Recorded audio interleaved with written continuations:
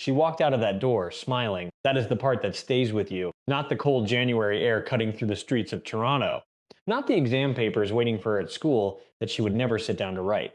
Not even the fact that her father was asleep just a few floors above her, completely unaware that his daughter was about to disappear forever. No, what stays with you is the smile. Because in the grainy, black and white footage pulled from the security camera mounted in the rear corridor of her apartment building, you can see it. You can see 15-year-old Nancy Liou standing at the back door, hesitating for just a moment, peering out into the parking lot. And then, something catches her eye. Someone. And her whole face changes. She breaks into a full, wide, unmistakable smile, the kind of smile that belongs on a teenage girl who has no idea anything is wrong, who has no idea what is waiting for her beyond that door. And then she runs. She doesn't walk, she runs. Toward that parking lot, toward whoever was out there. And then she's gone. 10 seconds of footage. That is all that remains of Nancy Liou. 10 seconds, a corridor, a smile, and a door swinging shut behind her. She was never seen again. Welcome. Today we are going to spend the next hour inside one of Canada's most heartbreaking and overlooked cold cases. A story about a teenage girl who was dismissed, forgotten, and failed not once but repeatedly by a system that chose convenience over truth. A story where the most chilling detail is not the disappearance itself. It is what happened after. This is the Cold Case Chronicles. Stay with me. Nancy Liou was not the kind of girl you forgot. Ask anyone who knew her and that is exactly what they will tell you. She lit up a room. She was the one laughing the loudest, talking the fastest, the girl who had an opinion about everything and absolutely no interest in keeping it to herself. Her friends described her as a social butterfly, someone who could walk into any space and immediately make it her own. She was 15 years old and she had already figured out something a lot of adults never do. She knew exactly who she was. She was born on November 3rd, 1983, right there in Toronto, Ontario.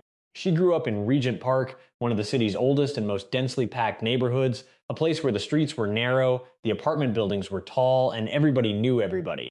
It was the kind of neighborhood where kids grew up fast, where you learned early how to navigate the world on your own terms. And Nancy did exactly that. By the time she was 15, she was in grade 10 at Monarch Park Collegiate Institute, a high school about a 20-minute walk from her family's apartment on Dundas Street East, near Parliament Street. She lived there with her parents and her older brothers. She was not a straight A student. Nobody described her that way. She was average, which is to say she was a normal teenager, more interested in her friends and her social life than in keeping her head buried in textbooks. But she showed up. She was present. She cared about the people around her, and she had a scar, a small one on the left corner of her upper lip, and a tiny black birthmark on her left cheek. Details so specific that once you know them, you find yourself looking for them in every blurry photograph of her that has ever surfaced online, searching for the girl behind the missing person flyer.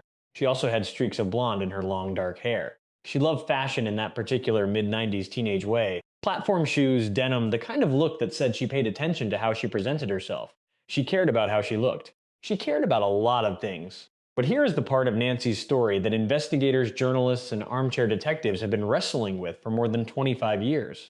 Here is where the foreshadowing begins. The fall of 1998. 3 months before she disappeared, Nancy Liou ran away from home. She was gone for 18 days. Now, before you let that detail color everything that comes after, you need to understand what actually happened, because the details matter enormously here. Nancy did not vanish into the night. She was not living on the streets or spiraling into danger. She had gotten into a conflict with her father over a curfew he had imposed on her. She was 15, strong-willed, and deeply resistant to being told what to do. So she left. She stayed with a friend. She continued going to school every single day. She stayed in contact with her family. And here is the part people often gloss over. Her father was in the hospital at the time, recovering from surgery. And Nancy? Nancy went and visited him there. She sat at her father's bedside in the hospital even while she was technically refusing to come home. She was not running from her family. She was not in crisis. She was a teenager asserting her independence in a way that was messy and inconvenient and completely understandable. After 18 days, they mended things. She came home. The tension between her and her father dissolved. By January 1999, by the time of her disappearance, people who knew the family said things were genuinely good between them. The conflict was over. They had moved past it. That matters. Hold on to that. Because when Nancy disappeared on January 27, 1999, the first thing investigators reached for was that 18-day runaway incident. And that decision, that lazy, catastrophic decision, is a large part of why Nancy Liou's case went cold. Why it stayed cold for 20 years. And why today her family still has no answers. But we are getting ahead of ourselves. January 27th, 1999 was a Wednesday. It was just above freezing in Toronto. The kind of cold that doesn't kill you but follows you everywhere, seeping through your jacket, reminding you with every breath that winter in this city is not playing around. The sky was gray. The streets were quiet in that midweek, midwinter way. It was also exam week at Monarch Park Collegiate Institute. Grade 10th exams. The kind that feel enormous when you're 15 and feel like nothing at all in hindsight. Nancy was supposed to be there. She was supposed to walk through those school doors, sit down at a desk, pick up a pen and write. She never got there. What we know is this. Sometime in the early afternoon, Nancy returned to her apartment building after being out. Her father was home, but he was napping. That is the detail that never stops being strange when you sit with it. He was right there, one floor above her, asleep, while his daughter stood at the rear door of their building and made a choice that would be the last one any of them ever knew she made. At approximately 3 in the afternoon, the security camera in the rear corridor of the apartment building captured Nancy standing at the back door. She is wearing her white synthetic winter jacket, the waist-length one, blue denim jeans, black platform shoes. She pauses, just a few seconds. She looks out through the glass into the parking lot behind the building. And then the smile appears, that wide, recognizing smile. The smile of someone who sees a familiar face, someone she was glad to see.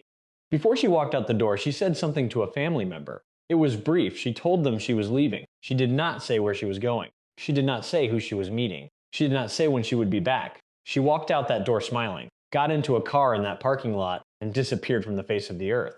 Her father woke up from his nap and noticed she was gone. He wasn't immediately alarmed.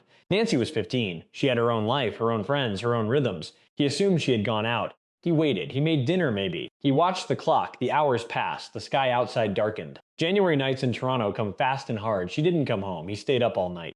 The next morning, January 28th, he picked up the phone and called Monarch Park Collegiate Institute. His question was simple. Was Nancy in school yesterday? Was she there for her exam? The answer he received from the school was one of those quietly devastating moments that only make sense in hindsight. The school told him they had no way of knowing. It was exam period.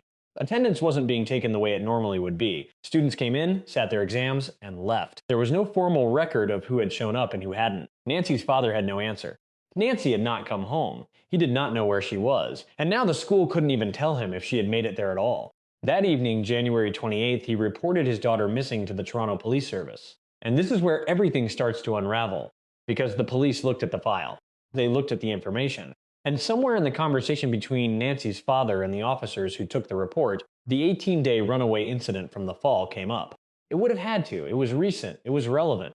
Her father would have mentioned it, likely trying to be helpful, trying to give them the full picture of who his daughter was and what her history looked like. It was the most damaging thing he could have told them. Because the moment they heard that Nancy had run away before, the calculus changed. The urgency changed. Instead of treating this as an endangered missing teenager, a 15-year-old girl who had vanished after getting into a car with an unknown person in a parking lot, they treated it like a runaway case. Like a girl who had done this before and would come back when she was ready. They classified her as a runaway. And that classification is not a small thing. It is not a bureaucratic detail. A runaway classification changes everything. It changes the resources allocated. It changes the urgency of the search. It changes the public communication, or in this case, the almost complete absence of it. When the story finally did make a few newspaper columns in February 1999, almost a month after Nancy vanished, the coverage was minimal. A small story, a few lines, easily overlooked. Nobody was looking for Nancy Liou the way they should have been. Nobody was out there asking the right questions. Nobody was interviewing the people at the Regent Park Community Center, a place Nancy went to regularly, a place where she might have met someone, where she might have formed a connection with someone who saw a teenager in conflict with her family and decided to take advantage of that. Nobody was pulling those records. And here's the worst part of it. The sign-in ledgers from the Regent Park Community Center, the handwritten logs that could have told investigators exactly who Nancy had been spending time with in those final weeks before she disappeared, those ledgers were destroyed in 1999. Gone. Because back then, everything was still paper. Computers weren't a thing yet in places like that. And when nobody came asking, when no detective showed up and said, "Hold those records, we need them," they were simply discarded. Routine destruction. Completely standard. And completely devastating. The evidence that might have answered everything burned before anyone thought to save it. Think about what that means for a moment.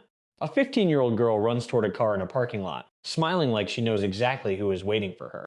And the one place that could tell investigators who she had been spending her time with, who she had been talking to, who might have earned her trust in those final weeks before she vanished, that place is a dead end. Those names are gone, those connections erased. And the police, the very people who were supposed to care most about finding her, had already decided they were dealing with a runaway, so they waited. They waited for Nancy to come home on her own, the way they assumed she would, the way she had before. She never did. Weeks passed. January became February. February became March. The snow in Toronto thawed and the streets filled with slush, and Nancy Liou did not come home. She did not call her friends. She did not send a message to her family. She did not show up at Monarch Park Collegiate. She didn't return to the Regent Park Community Center. She didn't reach out to a single person from her old life. Not one. That silence was not the silence of a runaway teenager blowing off steam. That silence was the silence of someone who was no longer able to speak. But the case file already had its label, runaway. And that label is remarkably hard to remove once it is attached. Now here's where we need to slow down and think carefully, because this is the part of the story where you have to ask a question that most people are too uncomfortable to say out loud. What happened in that parking lot? The camera caught Nancy leaving. It did not catch the car, it did not capture a license plate, it did not show a face, an arm reaching out to open a door, nothing. Just Nancy running towards someone she clearly recognized. Someone she was happy to see. So who was it? Nancy had no steady boyfriend. Her friends didn't describe anyone in her life who would warrant that kind of reaction. No one came forward afterward and said, "That was me, I gave her a ride. I dropped her off on this corner and she walked away." Nobody. The person in that parking lot, whoever was behind the wheel of that car, never once stepped forward to say they were the last person to see Nancy Liou alive. Think about that. If you gave someone a ride and that person went missing, and their face was eventually on a poster, on the news, on a missing persons database, you would come forward. You would have to. The guilt alone would drive you to it. The fact that no one ever did tells you something. Either the person in that car didn't know Nancy was missing, which strains credibility given that her case, even with minimal coverage, did eventually circulate in newspapers and community channels. Or the person in that car knew exactly what had happened to Nancy and had every reason to stay silent. Two possibilities, both of them dark. There is a third possibility, one that lives in the realm of theories and Reddit threads and middle-of-the-night speculation, but one that investigators have never been able to rule out either, and it involves the Regent Park Community Center. Nancy went there regularly. It was close to home, it was a gathering place, and it was exactly the kind of location where a teenage girl from the neighborhood would spend time. A place where she would see familiar faces, where she would relax. And it was also a place where, if someone older and more manipulative had been watching her, they would have had ample opportunity to build a relationship with her, to gain her trust, to become the kind of person she would run toward with a smile. The community center theory is uncomfortable because it implies a deliberate targeting. It implies that whoever was in that parking lot had been building toward this moment, that the smile on Nancy's face was not innocent recognition of a peer, but the response of a teenager who had been groomed to feel safe around someone who was anything but. The 1990s were a different time. The language around grooming, around predatory adult relationships with minors, was not yet part of mainstream public conversation the way it is today. In 1999, if a teenage girl seemed to like an older person, seemed to seek them out, seemed happy in their presence, that was not immediately seen as a red flag. It was seen as maturity, as the girl being grown up for her age. That framing protected predators then the same way it always has. Nancy was strong-willed. Nancy was independent. Nancy was the kind of girl who pushed back against rules and curfews and authority. She was also 15 years old, still forming, still vulnerable in the ways that all teenagers are vulnerable, even the confident ones, especially the confident ones. Because confidence at 15 can look a lot like invincibility, and invincibility is a beautiful illusion that predators know exactly how to shatter. She had also just come through a difficult stretch at home. The 18-day runaway incident was recent. Even though things were better with her father by January, the memory of that conflict was still fresh. She was a teenager who had very recently proven to herself that she could exist outside the walls of her family's apartment. She had done it for 18 days. She knew she could do it again. That knowledge, combined with the right kind of attention from the wrong kind of person, is exactly the kind of cocktail that makes a girl run toward a car in a parking lot without telling anyone where she is going. But here's the thing that keeps investigators and true crime researchers awake. Here's the detail that separates the runaway theory from something far darker. If Nancy had simply run away again, even with an older person, even in a situation that was complicated or risky, she almost certainly would have made contact with someone. At some point. She had before. When she ran away in the fall, she stayed in touch with her family. She visited her father in the hospital. She kept going to school. She maintained those threads back to her life even while physically absent from it. After January 27, 1999, there were no threads, no calls, no messages, no sightings. No contact with any of the tight-knit group of friends who had known her for years. Nothing. Nothing. That is not the behavior of a girl who ran away. That is the behavior of a girl who no longer had a choice about whether to come back. The case went completely cold. For 20 years, Nancy Liu's file sat in a cabinet somewhere inside the Toronto Police Service while her face aged on a missing persons poster that fewer and fewer people were looking at. The neighborhood she grew up in changed dramatically around her absence. Regent Park underwent a massive urban redevelopment project in the 2000s. Buildings came down, new ones went up. The streets shifted. The community that had known her scattered. The people who might have remembered something, who might have held a detail that investigators never thought to ask for, they moved on. Lives continued. Memories faded. And then in June of 2019, something changed. The Toronto Police Service announced that their newly operational missing persons unit was reopening the Nancy Liu case along with several other historic disappearances. After 20 years of silence, the case was back on the table. The announcement was brief. It asked for public information. It listed the Toronto Police Service missing persons unit phone number. It included the case reference number, and it noted for the first time in a long time that Nancy Liu's disappearance was still being treated as an active investigation. The internet noticed. True crime communities, Reddit threads, Canadian crime forums, places like Web Sleuths, they picked the case back up. People started talking, theories started circulating again, some old, some new. One Reddit user, posting in the R Unresolved Mysteries community, shared a theory that had been slowly gaining traction among people who had been following the case. The theory was straightforward, but its implications were significant. The user suggested that Nancy had very likely been approached by someone at the Regent Park Community Center, someone older, someone who had identified her as a teenager in conflict with her parents, and used that vulnerability to build a relationship she would not have wanted her family to know about. Someone who made her feel seen, someone she trusted. And when that person showed up in the parking lot on January 27, 1999, and flashed a smile back at her through the windshield, she didn't hesitate. She ran. The Reddit thread drew hundreds of responses. People who had grown up in the neighborhood, people who had attended Monarch Park Collegiate around the same time, people who remembered hearing about the case when it first broke, all of them pouring back into the story 20 years later with fresh eyes and old memories. None of it led to a named suspect. None of it produced a witness who could say with certainty what happened, but it reminded the world that Nancy Liu was real, that she existed, that she deserved better than what she got from the investigation that was supposed to find her. One detail that emerged in the online discussions is the kind of thing that makes your stomach drop. The sign-in ledgers at the Regent Park Community Center, the records that could have told police exactly who Nancy had been interacting with in the weeks before she disappeared, those had been destroyed. Routine paperwork disposal. No one had told them to hold on to anything because no one had taken the case seriously enough to ask. That window was gone. One investigator's early decision to call her a runaway had cascading consequences that no one fully counted up until years later. The ledgers were gone. The witnesses had scattered. The neighborhood had been rebuilt from the ground up. The car was unidentified. The person who smiled back at Nancy from that parking lot had never been found. 20 years of silence. And then the cold case reopened. And the internet started asking the question that the police should have been asking in 1999. Who did Nancy run toward? There is a particular kind of cruelty in a case that should have been solved before it had the chance to go cold. Because when you lay out the timeline of what investigators had available in those first critical days after January 27, 1999, the picture is not one of an impossible puzzle. It is one of a solvable case that was abandoned before anyone truly tried. The security footage, the smile, the car in the parking lot, the community center sign-in ledgers that were still intact in those early days. The friends who knew Nancy, who could have been questioned, who might have mentioned a name, an older guy they'd seen her talking to, someone who seemed a little too interested in a 15-year-old girl from Regent Park. All of it was there. All of it was available. All of it was allowed to slip away. Investigators got the runaway classification in their heads, and that was that. But there is something else. Something that gets discussed in the true crime communities and whispered about in the Reddit threads, and that nobody in an official capacity has ever directly addressed. Nancy told a family member she was leaving before she walked out that door. She said it. She acknowledged she was going somewhere. She did not say where, and she did not say with whom. But she was not sneaking out. She was not trying to hide the fact of her departure. Only the destination. That speaks to a level of deliberateness. She knew she was going somewhere specific. She knew who was coming to get her. She had arranged it. This was not a spontaneous decision made in the moment. Somewhere in the hours before 3 p.m. on January 27, 1999, Nancy had made a plan. She had communicated with someone. She had set a time and a meeting point, and she had kept all of that completely to herself. In 1999, the communication landscape was fundamentally different.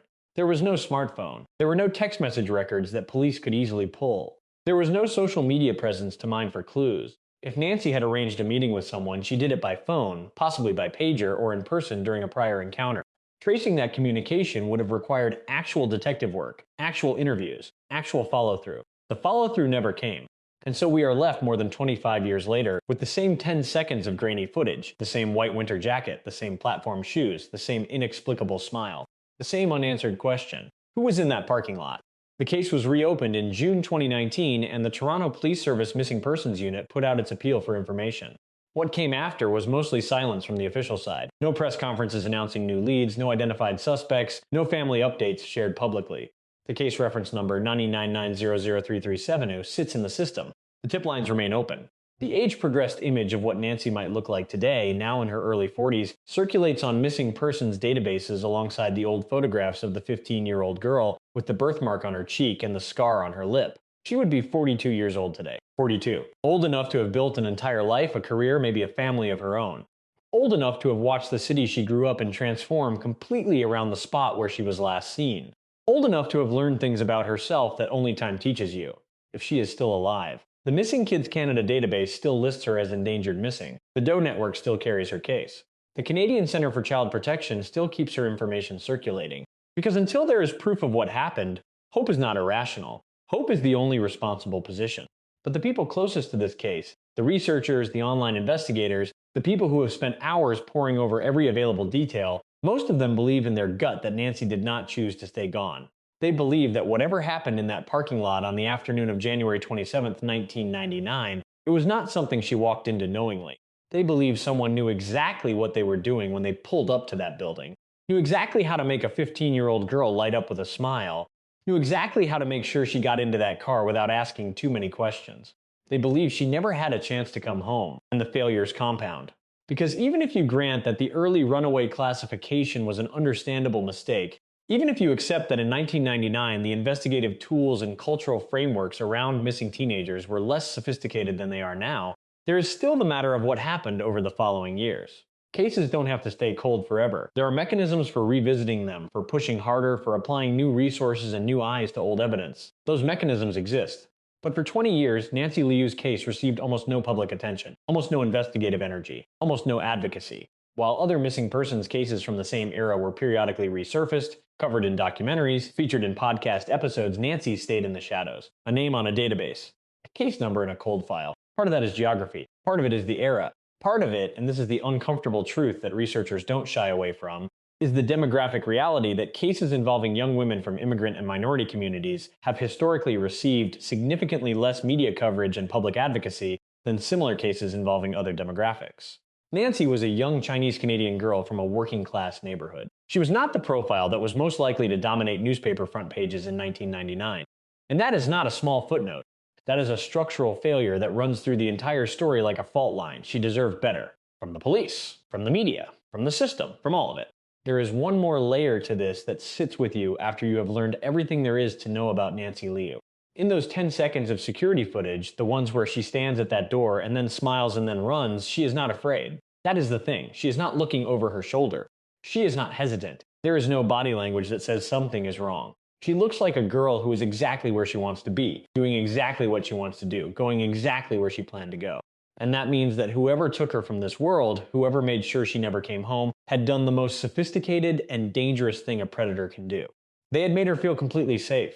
They had become, in her mind, the kind of person she ran toward, not the kind she ran from. That is grooming, that is manipulation.